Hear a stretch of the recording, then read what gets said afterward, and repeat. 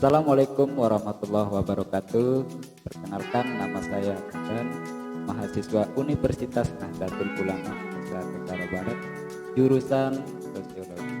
Pembahasan kali ini saya akan membahas tentang teori strukturasi yang dipelopori oleh Anthony Giddens. Namun sebelumnya saya akan menyampaikan beberapa pembahasan. Yang pertama, latar belakang teori strukturasi. Yang kedua, konsep teori strukturasi. Dan yang ketiga, dualitas struktural. Dan yang terakhir, jenis-jenis struktural. Sebelum kita ke pembahasan, terlebih dahulu kita paparkan tentang apa sih itu teori strukturasi. Langsung saja. Teori strukturasi dipelopori oleh Anthony Giddens tahun 1984, seorang sosiolog Inggris yang mengembangkan apa yang disebutnya sebagai sosiologi sehari-hari. Menurut Giddens, struktur adalah aturan dan sumber daya diatur sebagai sifat sistem sosial. Sumber daya dapat mengikuti pola orang dalam kehidupan sosial. Aturan berhubungan dengan apa yang diciptakan oleh tindakan manusia. Mereka tidak diberikan oleh alam. Untuk itu, strukturasi dideskripsikan sebagai suatu proses yang mana strukturnya itu merupakan bagian dari agensi masyarakat.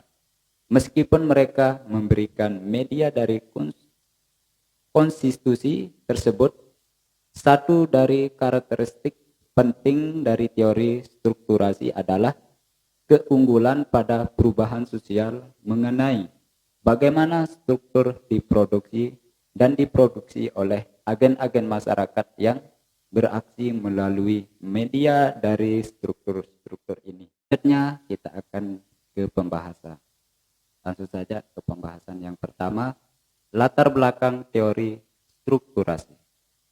Teori strukturasi merupakan teori yang menipis dialisme, pertentangan, dan mencoba mencari peraturan, pertautan setelah terjadi pertentangan tajam antara struktur fungsional dengan konstruksionisme fenomenologis.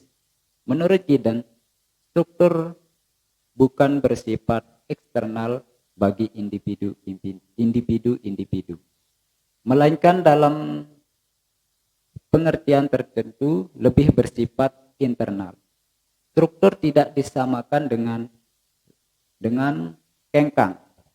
Namun selain mengengkang dan membebaskan, manusia melakukan tindakan secara sengaja untuk menyelesaikan tujuan-tujuan kita.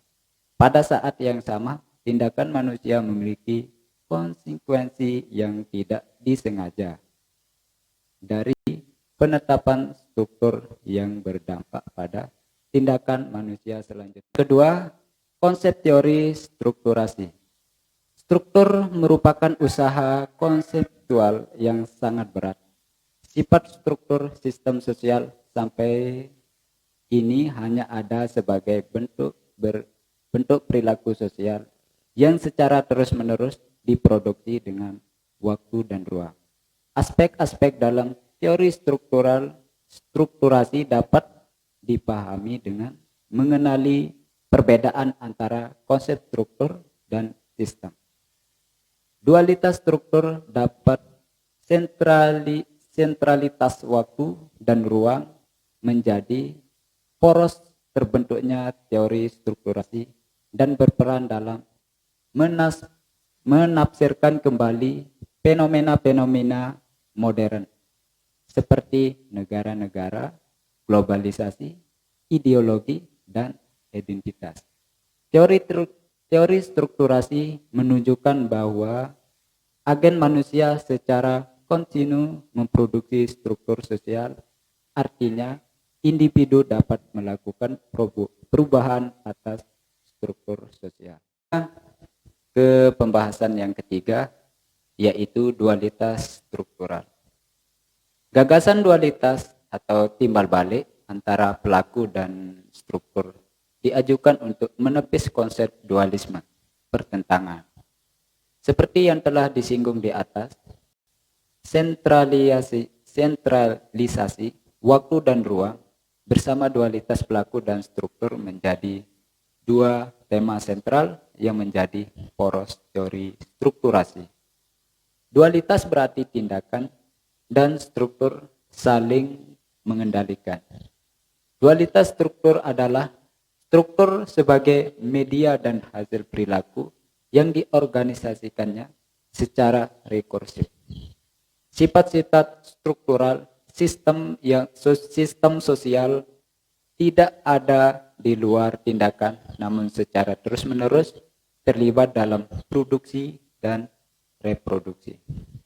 Dualitas struktur merupakan dasar utama kesinambungan dalam reproduksi sosial dalam ruang dan waktu.